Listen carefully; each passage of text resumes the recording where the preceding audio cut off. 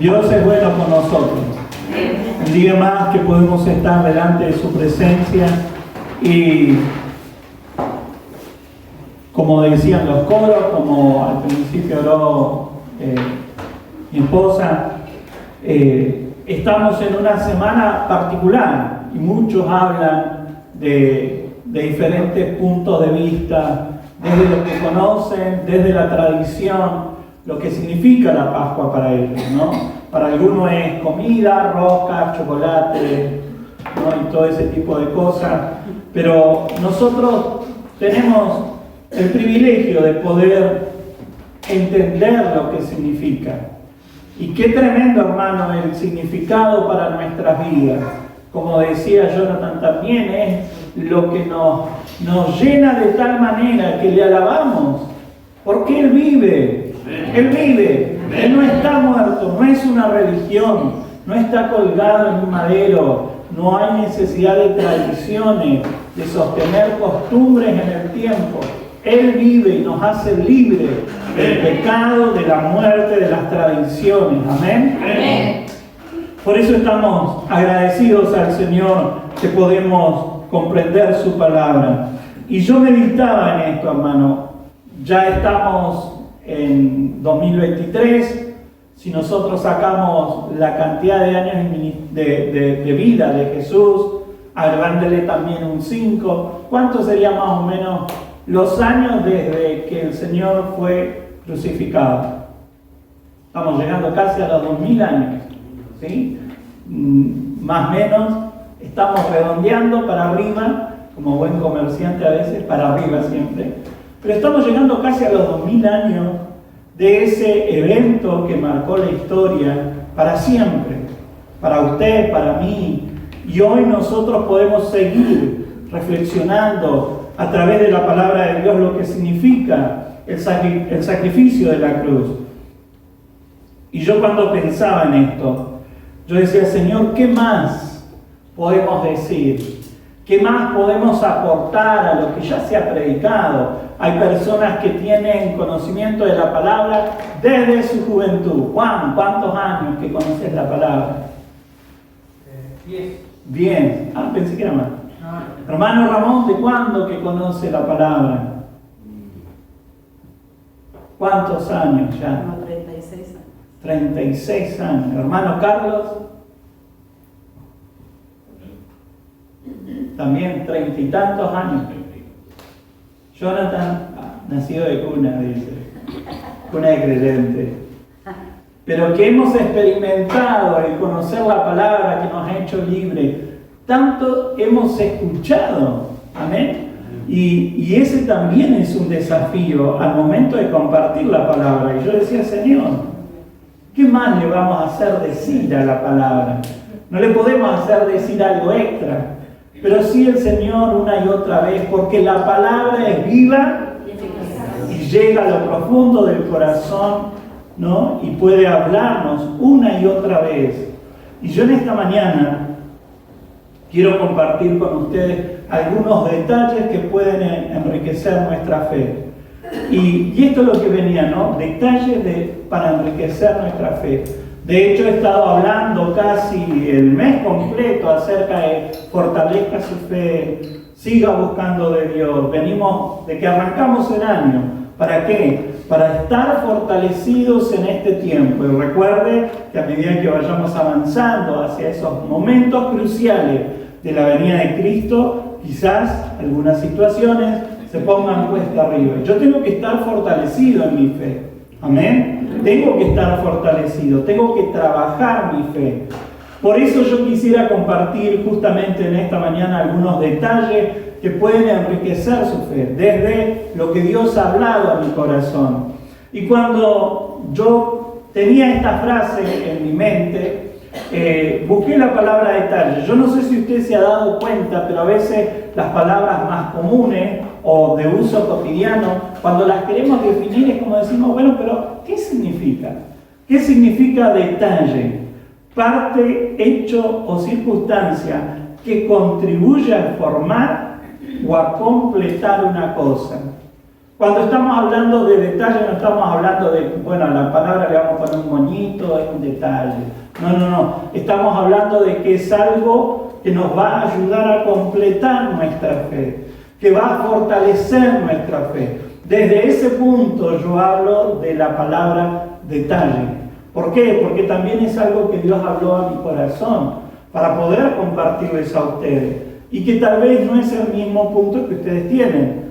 Y quizás en algún momento ustedes pueden llegar a compartir algo desde este lugar, el mismo texto, el mismo pasaje, pero viendo otro tipo de detalle.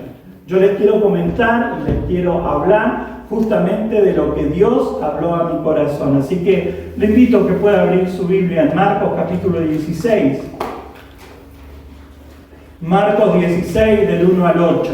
Dice, cuando pasó el sábado, María Magdalena, María la madre de Jacobo y Salomé compraron especias aromáticas para ir a ungir el cuerpo de Jesús. El domingo por la mañana, muy temprano, justo al amanecer, fueron a la tumba. En el camino se preguntaban unos a otros, ¿quién nos correrá la piedra de la entrada de la tumba? Pero cuando llegaron, se fijaron y vieron que la piedra, que era muy grande, ya estaba corrida. Al entrar en el sepulcro vieron a un joven vestido con un manto blanco, sentado a la derecha y se asustaron. Él les dijo, no se asusten, ustedes buscan a Jesús el Nazareno, el que fue crucificado, ha resucitado, no está aquí, miren el lugar donde lo pusieron. Ahora vayan y cuéntenles a sus discípulos, incluido Pedro, que Jesús va delante de ustedes a Galilea. Allí lo verán tal como les dijo antes de morir.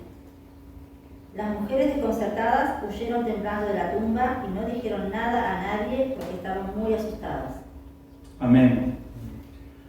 Acá encontramos este momento, justamente, que es la resurrección, desde el punto de vista de Marcos. desde lo que Marcos dejó como testimonio escrito para bendecir nuestras vidas.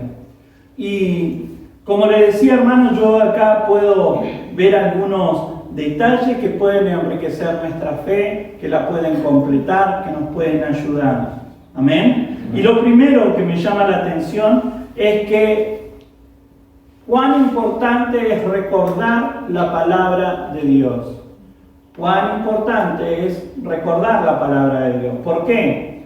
Porque fíjense que dice, cuando pasó el sábado, María Magdalena, varias mujeres fueron a comprar especias para ir a ungir el cuerpo de Jesús. En aquellos tiempos era una tradición que fueran las mujeres justamente las que preparaban el cuerpo del que había muerto con especias aromáticas, con esencia, para justamente ya dejarlo ahí, ¿no? El cuerpo, y era una forma o un tratamiento de ese tiempo. Era una tradición, era lo que se acostumbraba. Y en ese tiempo, vuelvo a repetir, las mujeres eran las encargadas, por eso fueron las primeras en llegar. Si nosotros buscamos los textos paralelos, después del evento que tuvieron las mujeres de no encontrar a Jesús, Juan habla de que fueron a avisar a los demás, ¿sí? Y que fueron juntos, corriendo a la tumba. Pero las primeras en llegar fueron justamente las mujeres. Ahora, ¿por qué las mujeres fueron a comprar las especias? ¿Por qué las mujeres, que eran justamente también un grupo que era bastante cercano al Señor, estas mujeres fueron a comprar esas especias para hacer ese tratamiento con el cuerpo de Jesús, cuando Jesucristo les había dicho que Él iba a resucitar? Qué interesante, ¿no? Porque se olvidaron. Ahora, justamente cualquiera podría decir, bueno, pero fueron las mujeres, ¿no? Como las que metieron la pata. Pero las mujeres fueron justamente, podríamos decir, el ejemplo visible de lo que todos estaban experimentando. Todos estaban experimentando lo mismo. Todos se olvidaron la palabra de Dios. Todos olvidaron lo que Jesucristo les había dicho. Por eso no tenemos que decir o culpar a las mujeres. Bueno, fueron las mujeres. No. Podríamos decir que fueron las representativas, digamos, de todo el grupo por esta cuestión de la tradición. Las primeras que llegaron fueron las mujeres, ¿no? Pero ellas representaban lo que le pasaba a todo el mundo, lo que le pasaba a todos los discípulos. Porque en otros pasajes paralelos usted va a encontrar también que los discípulos se habían olvidado y estaban totalmente desilusionados, estaban entristecidos, estaban agobiados. De hecho, hace unas semanas atrás yo le compartía de cómo estaba Pedro, después de que el Señor ya no estaba. Pedro estaban ahí como un grupo de personas desempleadas, podríamos decir, totalmente desanimadas, y dijo, yo me voy a pescar. ¿Lo recuerda? Hace algunas semanas atrás prediqué de esto. Entonces, como le decía, por tradición fueron las mujeres quienes llegaron primero al sepulcro, pero ellas manifestaban lo que le pasaba a todos. Fíjese lo que dice Lucas capítulo 9, 22 y Mateo 16, 21 al 23. Vamos a leer esos dos textos. Lucas 9, 22 y luego Mateo 16, del 21 al 23. El Hijo del Hombre tendrá que sufrir muchas cosas terribles, les dijo. Será rechazado por los ancianos, por los principales sacerdotes y por los maestros de la ley religiosa. Lo matarán, pero al tercer día resucitará. Fíjense que el Señor, previo a pasar por la cruz, comenzó a hablarle a medida que iba avanzando su ministerio y estaba llegando a su fin. Hubo un momento determinado donde Él comenzó a hablar justamente abiertamente y claramente qué es lo que iba a acontecer, qué era lo que iba a pasar. ¿Y qué iba a pasar? Justamente esto. Todo lo que vivió, todo lo que pasó, Él lo había anunciado. Él se lo había dicho a sus discípulos, los cercanos, los seguidores, sabían lo que iba a acontecer, pero se olvidaron. Por eso, hermanos, fíjese cuán importante es recordar la palabra de Dios. Y Mateo capítulo 16, 21 al 23, ¿qué dice? Desde entonces Jesús comenzó a explicarle a sus seguidores que tendría que ir a Jerusalén y que los ancianos líderes, los jefes de los sacerdotes y los maestros de la ley lo harían sufrir mucho. Tendría que morir, pero a los 3 días resucitaría. Entonces Pedro se lo llevó aparte y comenzó a reprenderlo. Señor, Dios tenga compasión de ti, que nunca te suceda eso. Jesús se volvió y le dijo a Pedro, largo de aquí, Satanás, me estás estorbando. A ti no te preocupan las cosas de Dios, sino las de la gente. Fíjense que este es un pasaje conocido, justamente en un momento determinado. Arranca el pasaje diciendo, desde ese momento, un momento determinado donde Jesucristo comenzó a anunciar, muchachos, va a pasar esto. Voy a padecer, voy a sufrir, voy a morir, pero voy a resucitar. El plan completo se los dio a conocer y arrancó con los más cercanos. Se los dio a conocer a todos. Y en este momento determinado fue cuando Pedro, es el conocido pasaje, donde le dice, no, Señor, que no te pase esto. Mejor que pase otra situación, pero vos no podés pasar por la cruz. Y él le dijo, apártate de mí, Satanás, porque lo estaba alejando de la voluntad de Dios. Entonces, fíjense que el Señor claramente les dijo cuál era el plan, qué era lo que iba a acontecer, cuál era la voluntad de Dios en definitiva. Él tenía que padecer, él tenía que sufrir, él tenía que pasar por la cruz, él iba a morir, pero después iba a resucitar. Pero todos los discípulos lo olvidaron. ¿Por qué? Porque ellos tenían otros planes en mente. Ellos tenían el deseo que Jesucristo los volviera a ser esa gran nación, que pudieran ocupar otra vez, ser cabeza y no cola, porque en ese tiempo eran cola, estaban siendo dominados por Roma. Entonces ellos pensaban y decían, no, Jesucristo es el que nos va a librar del yugo romano.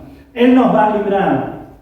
Entonces, eso era lo que ellos deseaban, anhelaban. Y como sus planes y sus deseos se vinieron abajo, se olvidaron por completo la palabra de Dios. Y yo meditaba en esto, hermano, que a veces podemos llegar a tener el conocimiento. A veces el Señor hasta nos puede llegar a anunciar algo, nos puede llegar a avisar, pero como no está dentro de nuestros planes, de nuestros gustos, de nuestros deseos, lo olvidamos. A tal punto que cuando acontece lo que Dios nos dice, no lo recordamos.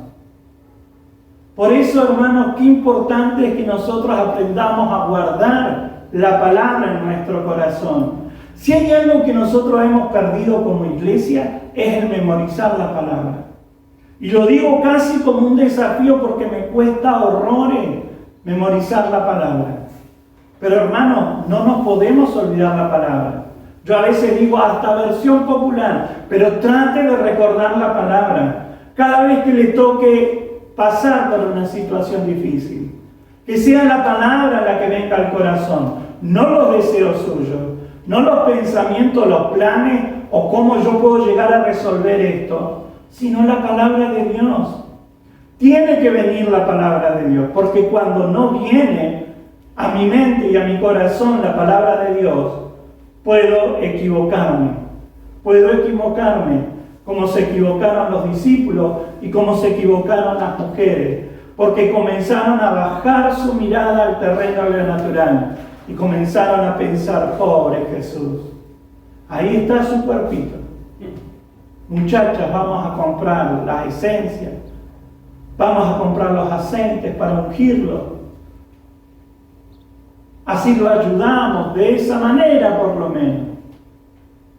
Se olvidaron la palabra. Se olvidaron que Jesucristo dijo que Él iba a resucitar. Por eso, hermanos, nosotros tenemos que recordar, más allá del estado de ánimo, si estamos desilusionados, con frustración, nosotros tenemos que anhelar que el Señor traiga a memoria su palabra. Era tan profundo este desánimo que después de este encuentro que tuvieron, las mujeres le dieron aviso a ellos y no le creyeron. Fíjese lo que dice el versículo más adelante del capítulo 16 de Marcos, el 10 y el 11. Después de que las mujeres tuvieron este encuentro con Jesús, dice, ella fue y avisó a los que habían estado con él, que estaban lamentándose y llorando. Fíjense cómo estaban los discípulos. O sea, las mujeres por lo menos dijeron, vayamos a hacer algo por el cuerpo de Jesús. Pero los discípulos, ¿qué dijeron? Se largaron a llorar. La angustia que tenían era tan grande que se largaron a llorar. Se estaban lamentando. Y el versículo 11 dice, pero ellos, al oír que Jesús estaba vivo y que ella lo había visto, no le creyeron. ¡Qué bárbaro! Hasta tenían la información de primera mano, pero no le creyeron. ¿Por qué? Porque era tan profundo lo que ellos estaban sintiendo. Se sentían tan mal. Y acá es donde yo tengo que aprender a frenar a veces cómo me afectan algunas situaciones. Y este es un ejercicio que nosotros tenemos que aprender justamente a practicar, como si fuera un músculo, para fortalecerlo. ¿Por qué? Porque todo el tiempo nosotros enfrentamos situaciones que pueden venir totalmente inesperadas y que nos pueden golpear. Nos pueden golpear al corazón. Y a veces tienen el objetivo detrás de toda una maquinación del enemigo para sacudirnos en nuestra fe. Por eso tenemos que fortalecer nuestra fe. Porque más allá de lo que ocurra a nuestro alrededor, que puede venir a veces como un cachetazo, que no lo esperábamos, nosotros tenemos que permanecer firmes. Tenemos que secar nuestras lágrimas, tenemos que pararnos en el nombre de Jesús y tenemos que recordar la palabra. Amén. Es un ejercicio, hermano. Es un ejercicio que tenemos que comenzar a hacer. Amén. Pero tenemos que fortalecer nuestra vida para llegar a ese momento. Porque si no, en cuanto la cosa está difícil, abandonamos todo. ¿Qué tipo de creyentes somos entonces? ¿Qué queremos? ¿De hacer al Señor solo aquel Dios que me saca las papas del fuego y después ya no lo veo más? Hasta la próxima situación difícil, porque hay algunos que se comportan así y le dejan la pedagogía del dolor a Dios. Solo cuando me aprieta la situación, ay, me voy a poner a orar. No, hermano, no se trata de vivir así. Yo tengo que aprender a fortalecer mi fe de tal manera que cuando viene la situación adversa, lo primero que tiene que venir a mi mente y a mi corazón es la palabra. ¿Qué dice la palabra de Dios? ¿Qué me dice a mí la palabra de Dios? Porque es a través de la palabra de Dios que Él me va a hablar al corazón. Yo tengo que tener el conocimiento de la palabra y mantenerla firme de tal manera que no me olvide, ni como las mujeres, ni como los discípulos, que se olvidaron y lloraron y se lamentaron. El segundo detalle que yo veo en este texto y en este pasaje es que el Señor nos conoce por nombre. Porque después de la situación que vivieron estas mujeres, que el Señor les habló, el Señor les da una orden. Dice, pero vayan a decirle a los discípulos y a Pedro. Dios nos conoce por nombre. Este es el segundo detalle que Dios habló a mi corazón. Él nos conoce por nombre. El Señor quería animar la fe, quería fortalecer la fe de sus discípulos. El Señor sabía todo, sabía lo que estaba aconteciendo, pero no volvió para cortar cabeza, Él volvió para fortalecer la fe. Por eso dice que le dijeran a los discípulos y a Pedro, porque Dios nos conoce por nombre, hermano. Algunos opinan que el Evangelio de Marcos fue escrito con testimonio y comentario de Pedro, Y de ahí justamente el detalle de poner y a Pedro, ¿no? Ahora, más allá de que si eso no es real esto, lo importante y lo que nosotros tenemos para nuestra vida es este detalle que el Señor menciona a Pedro. Menciona a sus discípulos, no uno por uno, pero sí menciona a Pedro. Lo menciona. Este discípulo, Pedro, compuso el grupo de los más íntimos. El Señor tenía 12 discípulos, pero de esos 12 tuvo un grupo que era como más cercano. Dentro de eso cercano estaba Pedro. Estaba este Pedro con el que yo no sé usted, pero yo muchas veces me identifiqué y me identifico por cómo actuó, qué es lo que hizo, qué es lo que dijo, ¿no? Esa cuestión de a veces hablar y después pensar. ¿A quién no le ha pasado en el camino de la madurez? ¿No? Es decir algo y después pensar, ¿no? Es como usar la imaginación. Y Pedro era el típico sanguíneo que va con la boca delante diciendo algo y después aparece él. El ruidoso. Ahora, fue el único que experimentó cosas tremendas como caminar sobre el agua. Fue uno de los que participó en el momento de la transfiguración y donde dice que vieron a Elías, ¿no? Y dice que tuvieron experiencias tremendas con el Señor. Pedro era de los que estaba dentro de ese grupo. Ahora, también fue el que se atrevió a decir: Señor, nunca te voy a dejar, nunca te voy a abandonar, yo no te voy a negar. Pedro, le dijo al Señor, me vas a negar 3 veces. Y antes que cante el gallo, me vas a negar. Me vas a negar. Y él dijo: jamás acontezca esta cosa. Nunca va a pasar eso, Señor. Y fue lo que vivió. Y yo creo que este detalle de mencionarlo a Pedro tenía que ver con esta restauración que él necesitaba. Y muchas veces el Señor permite estos detalles para que nosotros podamos comprender que Él nos conoce y sabe lo que necesitamos. Y sabe que necesitamos ser restaurados. Sabe que necesitamos una expresión de cariño de parte de nuestro Señor. Por eso a veces el Señor permite que ocurran este tipo de situaciones. Vayan a decirle a los discípulos y a Pedro. Este Pedro que nosotros lo vemos en el pasaje paralelo abandonando su ropa, también como sintiéndose totalmente abandonado por su Señor, dijo: yo me voy a pescar. Y el Señor lo va a buscar. Tiene esos detalles el Señor.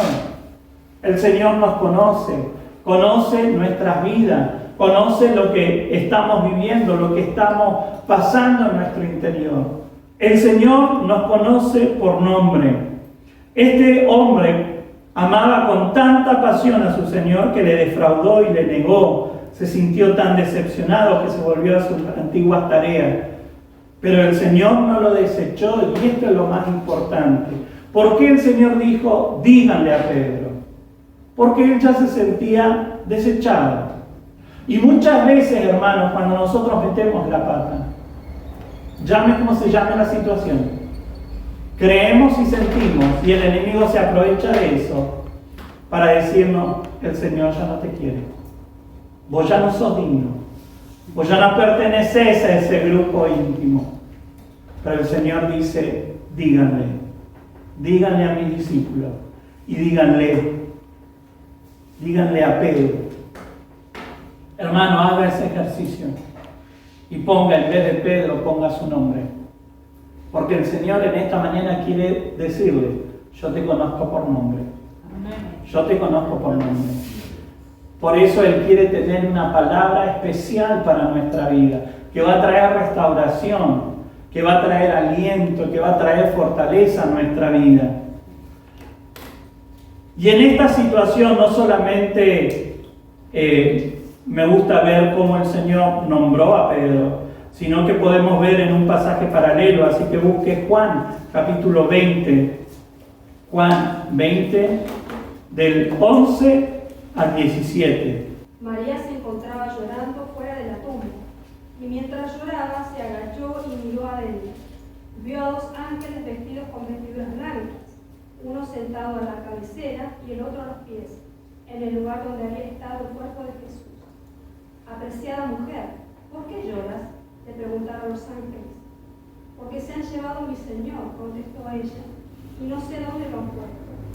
Dio la vuelta para irse y vio a alguien que estaba de pie allí. Era Jesús, pero ella no lo reconoció. Apreciada mujer, ¿por qué lloras?, le preguntó Jesús. ¿A quién buscas? Ella pensó que era el jardinero y le dijo, Señor, si usted se lo ha llevado, dígame dónde lo puso y yo iré a buscarlo. María, dijo Jesús. Ella miró hacia él y exclamó, Raboni, que en hebreo significa maestro. No te aferres a mí, le dijo Jesús, porque todavía no he subido al Padre, pero ve a buscar a mis hermanos y diles, voy a subir a mi Padre y al Padre de ustedes, a mi Dios y al Dios de ustedes. Amén. Fíjense que acá nosotros encontramos a otro personaje, bueno, justamente a una de las mujeres, y en este pasaje paralelo, la relevancia de las mujeres recae sobre justamente esta mujer, María. Y la situación era la siguiente, dice, si nosotros unimos los pasajes paralelos, la secuencia sería más o menos así. Dice que ella fue temprano con las demás mujeres, en Juan solamente tiene como relevancia a María, o la menciona a ella, y dice que estaba en ese lugar. Y cuando iba hacia la tumba dijo, ¿cómo vamos a hacer para que nos quiten la piedra? Y ahí es donde ella también se angustia, no solamente porque Jesús había muerto, sino que ahora no encontraban el cuerpo. Entonces fíjense cómo comenzó a hacerse en su interior este problema como una bola de nieve que no se detenía. Y estaba tan absorta en la situación, estaba tan metida en esa situación adversa que ella decía, ¿cómo puede ser? ¿Dónde estará el cuerpo? Y ahí es donde comienza a mirar otra vez a la tumba. Y ahí es donde ve a los ángeles. Pero después le habla el Señor. Y fíjense que tanto los ángeles como el Señor tienen no solamente, o podríamos decir, no solamente la nombran, sino que tiene una expresión de cariño. Le dice mujer muy apreciada. ¿Por qué? Porque el Señor sabía lo que había en su corazón y necesitaba llegar a esta mujer con una expresión de cariño para que pudiera comenzar a salir de esa situación. A veces encontramos a personas que quieren ayudar a otra persona que está pasando un mal momento, o podríamos decir, como se usa en el común, como que está bajoneado. Y a veces tiene palabras tan duras que lo termina empeorando. A veces, pero ¿cómo vas a estar mal por esta situación? Vamos, Marcia, ¿cómo va a estar así? Salga adelante. Mujer valiente, ¿cómo va a ser? Y a veces tenemos unas expresiones tan duras, tan frías, tan calculadas, que en definitiva terminamos empeorando la situación. Pero la palabra nos enseña de que cuando nosotros usamos palabras con cariño, podemos ser medicina para el alma. Por eso el Señor tuvo esta expresión. Pero después, al ver que no podía salir de esa situación, la llamó por su nombre. María, le dijo. Y es como que ella vuelve a mirarlo. Y ahí es donde lo reconoce. Maestro, le dijo. Maestro, lo reconoció. Pero hasta ese momento no le podía reconocer. No podía salir de esa situación. Por eso el Señor nos llama por nombre. Por eso el Señor conoce nuestra vida y nos llama por nombre.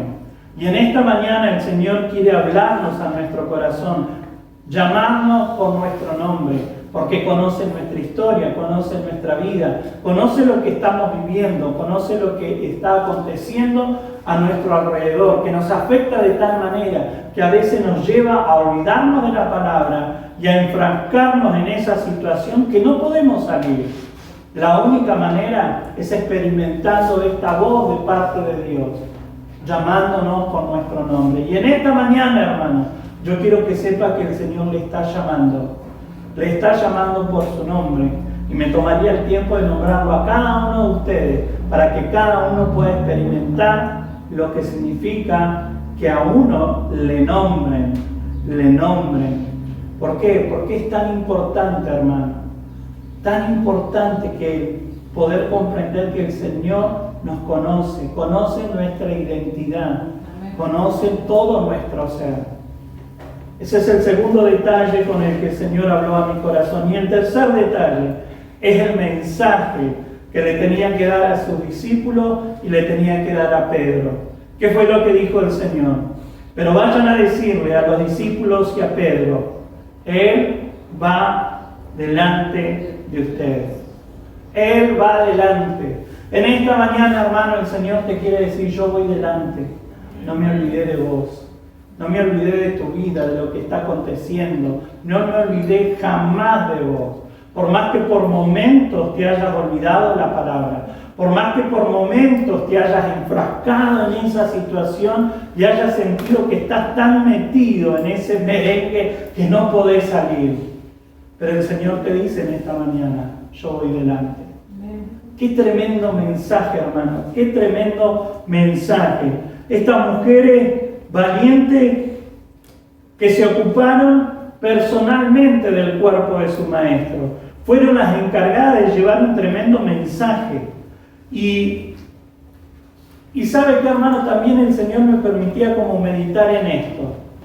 Si nosotros queremos tener una palabra de aliento para otro, nos tenemos que ocupar del Señor.